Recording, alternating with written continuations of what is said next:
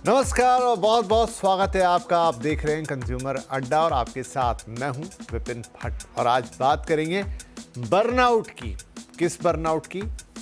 Office place या work place burnout की। जो बर्नआउट आपको काम करते वक्त होता है। बर्नआउट एक बहुत कॉमन टर्म है, आप में से कई लोग इसे अच्छी तरह से वाकिफ होंगे और कईयों के लिए शायद ये नया भी हो, लेकिन इसका एक व्यापक मतलब है। वो ये है कि जब आपको कोई चीज़ करते करते बहुत ज़्यादा थकान हो जाए।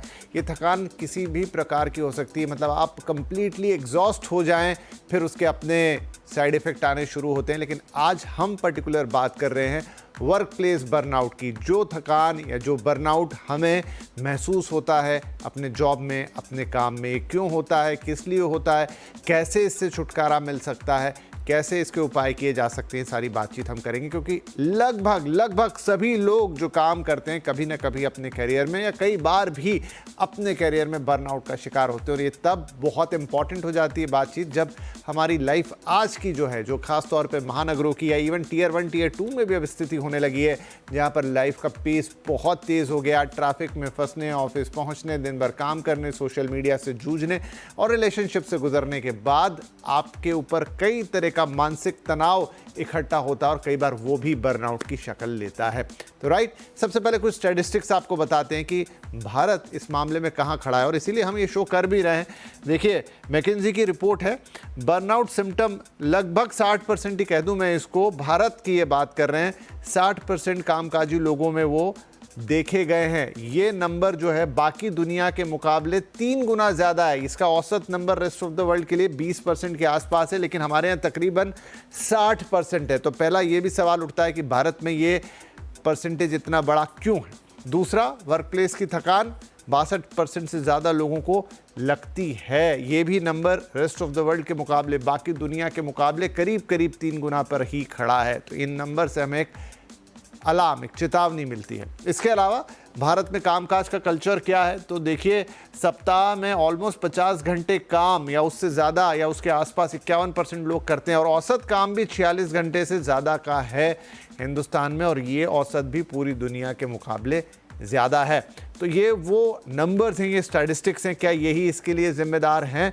आप आगे हम चर्चा में निकाल के लाएंगे। और क्या होता है ये वर्क प्लेस बर्नआउट, क्या इसके सिम्टम हो सकते हैं, कैसे आप इससे डील करेंगे, ये सारी बातें आज हम करने जा रहे हैं। हमारे साथ कार्यक्रम में शामिल हो रहे हैं टीम लीज डिजिटल की सीईओ नीति शर्मा, क्लिनिकल साइकोलॉजिस्ट डॉक्टर चिराग जैन और ग्लोबल हंट के एमडी सुनील गोयल। तो नीति, मैं आपसे शुरुआत करता हूँ। इंडिया में ये नंबर इतना ज़्यादा क्यों है? हमने देखा ऑलमोस्ट 60% है जहाँ बर्नआउट के सिम्टम लोगों में दिखते हैं। रेस्ट ऑफ द वर्ल्ड वो 1/3 है नंबर। क्या कारण है कि इंडिया में इतना ज़्यादा है? क्योंकि आपने जैसे विपिन कहा कि टीयर 1 में और टीयर 2 में हमको ना सिर्फ काम करने का स्ट्रेस है, बट ट्रैवल का स्ट्रेस है कि हमको 1-2 घंटे कहीं पर भी जाने का हमें एक्चुअली टाइम लगता है। उसके साथ साथ जो हम लोग काम करते हैं, वो डेफिनेशन, अगर हमारे गोल सही नहीं होते, अगर हमारे पास इकोसिस्टम सही नहीं होता है, तो ये बर्नआउट ऑब्वियसली ज़्यादा होगा। दूसरी एक बात है कि हम ट्रेडिशनली इंडिया में मंडे टू सैटरडे या मंडे टू फ्राइडे हम काम कर रहे हैं, 8 घंटा 9 घंटा काम कर रहे हैं। कई लोग आजकल बात कर रहे हैं हफ्ते में 70 घंटे काम करने की। अगर ऐसा होगा तो दिमागी हालत ऑब्वियसली खराब होगी। एम्प्लॉयज़ को समझ में नहीं आता है कि हम बैलेंस कैसे करें, क्योंकि और कुछ काम करने का टाइम ही नहीं मिलता है, ना फैमिली को स्पेंड करने का टाइम मिलता है, ना अपने हॉबीज परस्यू करने का टाइम मिलता है। अगर ये बैलेंस नहीं होगा, बाय डिफॉल्ट बर्नआउट बढ़ता ही रहेगा।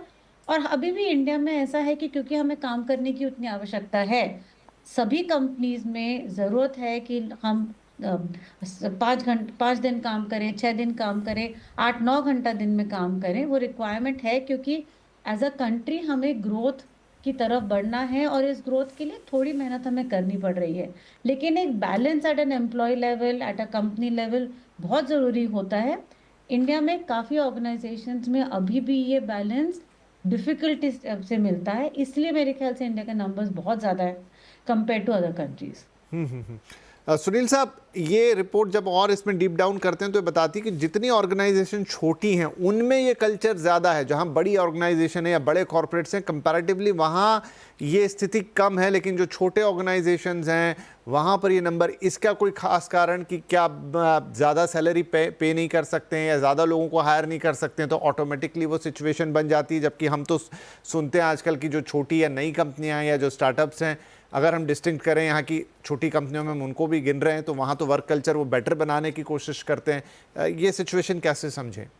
देखिए, उसका मेजर रीजन है कि जो छोटी ऑर्गेनाइजेशंस होती है वहाँ पे प्रोसेसेस उतने मैच्योर नहीं होते हैं या प्रोसेसेस उतने ऑप्टिमाइज नहीं होते हैं। चाहे वो न्यू स्टार्टअप है तो वहाँ तो बहुत ही ज़्यादा हेवायर सिस्टम होता है।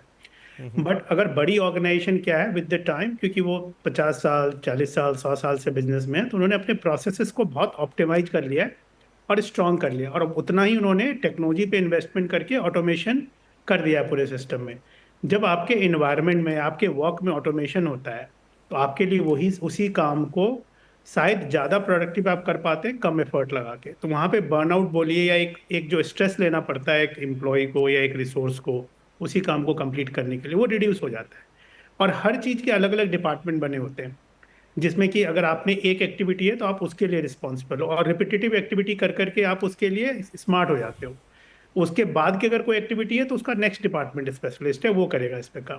पर छोटी ऑर्गेनाइजेशन में शायद एंड टू एंड या 50-60 up to % of the activity एक ही इंडिविजुअल को करना पड़ता है। तो वहाँ पे ये जो ज़्यादा स्ट्रेस जो होता है या बर्नआउट होता है वो वहाँ पे ज़्यादा हो जाता है, क्योंकि आप हर पूरे दिन में एक अलग अलग एक्टिविटी से जूझते हैं।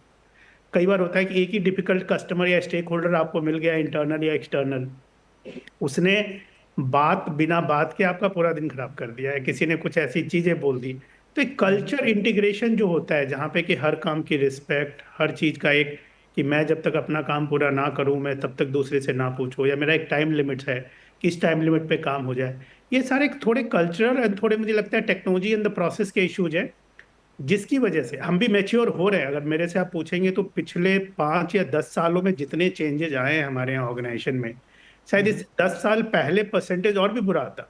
बट जी। पिछले 10 सालों में शायद हम भी ग्लोबलाइज्ड हो गए, हमारे यहाँ भी बहुत सारी ग्लोबल कंपनी सेटअप हो गए, लोगों के एक्सपीरियंसेस आए, गुड चीज़ें वहाँ से लर्न करी हैं। और मिड साइज जो कंपनीज हैं जो ग्रो करना चाहती है, वो अच्छे लोगों को अट्रैक्ट करना चाहती हैं, एक्साइटमेंट देना चाहती हैं, तो पैसे के अलावा भी आपको वर्क इन्वायरमेंट, एक वर्क वर्क फिजिबिलिटी, एक एक जी। कहते हैं ना मोटिवेटेड इन्वायरमेंट रहना बहुत जरूरी है। और वो सिर्फ आप नहीं, आप कुछ सही कह रहे हैं। बेनिफिट या पे करके नहीं हो सकता, आपको एक वर्क प्लेस भी देना होता है। इसलिए अच्छे अच्छे आप देखेंगे राइट, तो आप ठीक कह रहे हैं सर, क्योंकि पिछले 10 सालों में इम्प्रूवमेंट आया है। और ये बर्नआउट पहले भी, जैसा आपने कहा, पहले तो स्थिति बहुत खराब थी, लेकिन हमने तो कभी सुना ही नहीं कि किसी ने बर्नआउट शब्द का भी इस्तेमाल किया हो। लेकिन अब वो अवेयरनेस भी आ गई कि हम इन सारी बातों को डिस्कस कर रहे हैं।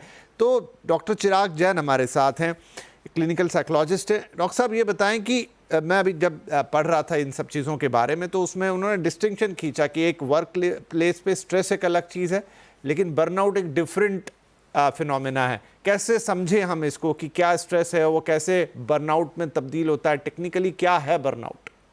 जी, जो हम स्ट्रेस की बात करें तो स्ट्रेस में काफी चीजें, आप गुड स्ट्रेस कहते हैं, बैड स्ट्रेस कहते हैं। अगर आप डेली अगर कुछ काम कर रहे हैं, आपको कुछ चीज पसंद आ रही है, अगर आपको एक हद तक स्ट्रेस नहीं होगा तो आपका भी ऑप्टिमम परफॉर्मेंस नहीं होगा, आपको भी लगेगा कि नहीं जैसे मन में आए जैसे करेंगे, तो वो वाला ऑप्टिमम स्ट्रेस होता है। लेकिन ये जब कंटिन्यूटी में अगर आप क्रॉनिक करिए, आपको ये डेली अगर आप एक ही चीज के ऊपर आप काम कर रहे हो, आपको अगर इतना टाइम नहीं मिल रहा है आप रिवाइव करिए, तब ये जाके बर्नआउट का सिम्टम्स आ जाते हैं, जहां पे आपकी प्रोडक्टिविटी कम हो जाती है।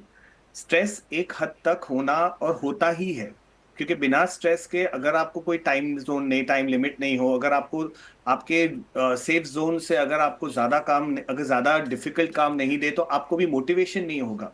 लेकिन अगर ये ओवरवेल्म हो जाए, जैसे अगर आपने स्टार्टअप की बात की, तो स्टार्टअप में अगर आपके पास रिसोर्सेस कम होंगे, अगर आपके पास लोग कम होंगे, तो एक आदमी 2 जन का काम करेगा तो डेफिनेटली बढ़ जाएगा। अगर किसी ने लीव ले ली, अगर बड़े ऑर्गेनाइजेशंस में है तो एक पे ज्यादा लोड आ गया, तो उसके उसके ऑप्टिमम लेवल से वो ज्यादा जा रहा है, तो वहां पे एक बहुत ये बर्नआउट की सिम्टम्स है। सबसे बड़ा डिफरेंशिएटर जो हो जाता है स्ट्रेस और बर्नआउट में, स्ट्रेस आप झेल सकते हो एक हद तक, अगर आप वो झेल नहीं पा रहे हो और आपकी प्रोडक्टिविटी कम है, आपको सूझ नहीं रहा है, आपको लग रहा है कि ये बहुत ज्यादा डिफिकल्ट, मुझसे होगा ही नहीं, तब वो डीमोटिवेट हो जाओगे आप फिर उस तरफ आपकी उसकी सोचने की शक्ति नहीं होगी, आप उतना ज्यादा आप मेहनत नहीं करोगे, आप सोचोगे कि नहीं ये मुझसे नहीं होगा। तो यहाँ आपको ये अलार्म सिस्टम हो जाता है कि यहाँ ये बर्नआउट हो रहा है। तो ये सबसे ज्यादा जरूरी है ये समझना, स्पेशली जहां मेंटल वर्क ज्यादा होता है, जहां से ऑफिस वर्क ज्यादा होता है। पहले अगर फिजिकल वर्क है, जैसे इंडस्ट्रियल रेवोल्यूशन था, तो वहां पे फिजिकल वर्क की बात ज्यादा होती थी, लेकिन अब ज्यादा से ज्यादा आप देख रहे हो मेंटल वर्क ज्यादा होता है, तो मेंटल एग्जॉस्शन आ जाता है। ऑप्टिमम टाइम पे आप रेस्ट नहीं लो। अगर आपको पहले दिन आपने ज्यादा ऑप्टिमम परफॉर्मेंस किया तो आप पे वर्कलोड बढ़ गया, आप ज्यादा से ज्यादा करें। अगर आप क्रिएटिव पर्सन हो तो आपको definitely you need to be more optimized, तब जाके जी। आप ज्यादा नए आइडियाज सोच सकते हो। तो ये चीजों की वजह से ये डिफरेंशिएटर आ जाता है कि आप बर्नआउट, और ये सब्जेक्टिव है, किसी को इस एनवायरनमेंट में ज्यादा पसंद आता है वो खुद ही ज्यादा काम करे, लेकिन अगर नहीं नहीं, सही कह रहे हैं आप, ये सब्जेक्टिव है। ये सवाल तो हमेशा ही रहता है कि एक ऐसी चीज़ है कि अगर जैसा आपका इम्यून सिस्टम है, कुछ लोगों को सर्दी कम पकड़ती, कुछ लोगों को ज़्यादा, तो कुछ लोग स्ट्रेस कम झेल पाते हैं, कुछ लोग ज़्यादा, तो सब्जेक्टिव डेफिनेटली ये चीज़ होगी। नीति, मुझे एक बात बताइए कि इस समय जिस पॉइंट ऑफ टाइम में हम ये सारी बातचीत कर रहे हैं, तो एक तो ऑफिस हो गया, लेकिन बाकी की भी लाइफ जिसमें आप जहाँ रह रहे हैं, चाहे वो बड़े अर्बन सेंटर्स हैं या टियर 1 टियर 2 वॉटेवर, लेकिन जिस तरह की भागदौड़ वाली ज़िंदगी हो गई है, जिस तरह का खान पान हो गया है, सोशल मीडिया के इफेक्ट्स पे तो जितनी बातें करें उतना कम है, लोगों की नींद और ये और तमाम चीज़ें, क्या ये सबका घालमेल हो गया है? मतलब ज़रूरी नहीं कि अगर आप ऑफिस में बर्नआउट हो रहे हैं तो वो ऑफिस का ही इन्वायरमेंट उसके लिए जिम्मेदार है, आप शायद बाहर से भी वो फैक्टर अपने साथ अंदर लेके, सवाल मेरे मन में आया इसलिए मैं पूछ रहा हूँ। ये आप बिल्कुल सही कह रहे हैं, क्योंकि बर्नआउट जो होता है, जैसे डॉक्टर साहब ने कहा कि over a period of time होता है, एक दिन में नहीं हो जाता। अगर एक दिन में हो रहा है, अगले दिन नहीं है, तो उसको स्ट्रेस के कैटेगरी में डालते हैं, राइट। बट अगर आपको पता है कि आपको रोज 2 घंटे ट्रैवल करना है अपने ऑफिस जाने में, वहां पे 8 से 9 घंटे काम करना है, आई थिंक एक ऑल्सो एक्सपेक्टेशन हो जाती है कि अगर मैंने ये काम लिया है तो मैं सही से करूं, या मैं नहीं करूं। अगर मैंने ये साइन अप किया है तो आई थिंक हमारे दिमाग में भी हमको ले लेना चाहिए कि yes I can do it and I will do it. नहीं तो हम यही सोचते रहे, अरे बहुत थकान हो रही है, नहीं कर पा रहे हैं, बहुत खिंचाव हो रहा है, बहुत टेंशन है। क्योंकि एम्प्लॉयज के भी ये होता है कि ठीक है, वर्क प्लेस है, एनवायरनमेंट है जो हमने साइन अप किया है।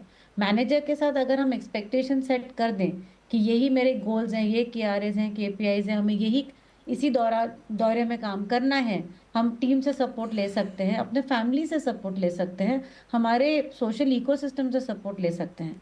क्योंकि बर्नआउट के काफ़ी कारण हो सकते हैं, सिर्फ वर्क प्लेस नहीं होता है, लेकिन उसका सोल्यूशन भी एक्चुअली काफ़ी जगहों पे होता है, सिर्फ एक जगह पे नहीं होता है। और काफ़ी काफ़ी चीज़ें हैं, आई मीन साइकोलॉजिस्ट बोलते हैं कि क्या क्या करना चाहिए और क्या नहीं करना चाहिए to eliminate burnout and stress from your life. I don't think eliminate हो सकता है, कम ज़रूर हो सकता है, बैलेंस ज़रूर हो सकता है, क्योंकि हर एक की क्षमता अलग होती है बर्नआउट लेने की या स्ट्रेस लेने की।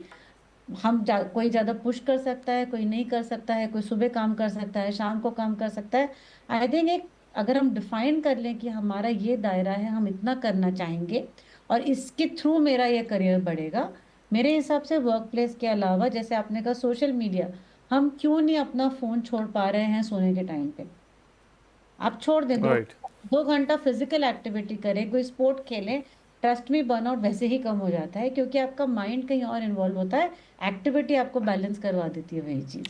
सही बात है। अगर मान लीजिए कोई व्यक्ति है और रात में वो बहुत सारा वक्त सिर्फ टीवी देखने में या फिर ये फ़ोन में बिता दे रहा है, उसकी वजह से कम सो रहा है या उसकी वजह से ब्रेन रॉट वगैरह हम सब पढ़ ही रहे हैं इन दिनों, वो हो रहा है, तो क्या क्यों नहीं होगा कि उसका इम्पैक्ट काम पर आता हुआ दिखाई देगा, और वो ऑफिस से बाहर की चीज़ है। एक चीज़ तो ये हुई। दूसरी, गोयल साहब, आप इतनी सारी कंपनियों के साथ काम करते हैं, क्योंकि ऑफिस भी एक, फिर आपको 8-9 घंटे तो वहाँ बिताने ही हैं। अब मैं ऑफिस की बात पे आता हूँ। क्या कंपनियाँ कंसिडर करती है कि इस तरह की चीज़ों से हमारे एम्प्लॉयज़ गुजरते हैं और उसके लिए हमें कुछ सोचना चाहिए? नहीं, कंपनियां आई थिंक डेफिनेटली सोचती हैं, और इसीलिए कंपनी के यहाँ जो एक टीम बिल्डिंग एक्सरसाइजेज होती हैं या अलग अलग इवेंट होते हैं, अभी तो थोड़ा कोविड के बाद से hybrid and already 2 days working and 3 days working and some कुछ कंपनीज 5 days वर्किंग है, वो कर रही हैं। बट मुझे लगता है कि ये burnout and stress level company से ज़्यादा इंडिविजुअल लेवल पे है। और ये इसीलिए इम्पोर्टेंट है, मैं इसीलिए हाईलाइट करना चाह रहा हूँ कि इंडिविजुअल के लिए भी ये बहुत इम्पोर्टेंट है कि वो अपने माइंड को हमेशा पॉजिटिव रखें 2 तरीके से। आपने बताया कि अगर वो वर्क वर्क प्लेस पे स्ट्रेस्ड हैं तो वही स्ट्रेस उनका शायद घर पे या सोशल सर्कल में या हर जगह निकलेगा। अपने आप को हमेशा पॉजिटिव रखें, हमेशा कंप्लेनिंग मोड में ना रहें। जो है वो है, अगर आपको चेंज करना है तो आप चेंज कर लीजिए, जैसी अपॉर्चुनिटी आएगी, जैसे चांसेस आएंगे, जैसे चीज़ों को घर पे मॉडिफाई करना है, ऑफिस में मॉडिफाई करना है, आप कर लीजिए। अपने आप को हमेशा कंप्लेनिंग मोड में मत रखिए। अगर आप कंप्लेनिंग मोड में रखेंगे तो ज़्यादा बर्नआउट होगा आपका, आपको ज़्यादा स्ट्रेस होगा। क्योंकि उस चीज़ को पॉजिटिव लीजिए। अगर आपको जॉब छोड़नी भी है या कोई दूसरी जॉब भी लेनी है तो आप एक्सप्लोर करते रहिए, जिस दिन मिलेगी उस दिन चले जाइए। अदरवाइज आप दोनों तरफ से सैंडविच बन जाएंगे। नई अगर आपको मिल नहीं रही है और पुराने आपको एग्जिस्टिंग में आप हैप्पी नहीं है तो आपका बर्नआउट एंड स्ट्रेस बढ़ जाएगा। तो इसीलिए ये राइट। सबसे ज़्यादा जरूरी है। शायद मैं साइकोलॉजिस्ट तो नहीं हूँ, बट मैंने देखा है लोगों के साथ में कि अपॉर्चुनिटी एक्सप्लोर करना, बट नई जगह जाएंगे वहाँ स्ट्रेस नहीं होगा, इसकी गारंटी कौन लेगा? हाँ सही बात है। नहीं तो देखिए वो आपको शुरुआत, मतलब आप समझ गया मैं आपकी बात, आप बाहर की जगह आपको अंदर देखना इंपॉर्टेंट रहेगा। अपने अंदर आप कितने चेंजेस और सेटलमेंट ला सकते हैं to deal with the situation, वो ज़्यादा इंपॉर्टेंट है, क्योंकि बाहर की सिचुएशन आपके हाथ में नहीं है। बाकी आपने जो कहा कि चाहे आप चेंज के लिए देखें, वो जब होना होगा होगा, जैसा होना होगा होगा, लेकिन गारंटी उसमें भी नहीं होगी। हो सकता है आपको जाके रिग्रेट ही हो कि इससे तो पहले वाली चीज़ बेहतर थी। तो ये तमाम सिचुएशंस होती हैं। एक छोटा ब्रेक में यहाँ ले लेता हूँ। ब्रेक के बाद how to deal with it, अगर है तो डील कैसे करें, क्या कुछ छोटी मोटी चीज़ें हैं, कुछ उपाय हैं जो हम खुद से कर सकते हैं। अगर हैं तो बहुत ही अच्छी बात है, अपने एक्सपर्ट से पूछेंगे और जानेंगे कि कैसे आप बर्नआउट को डील करें। छोटा सा ब्रेक।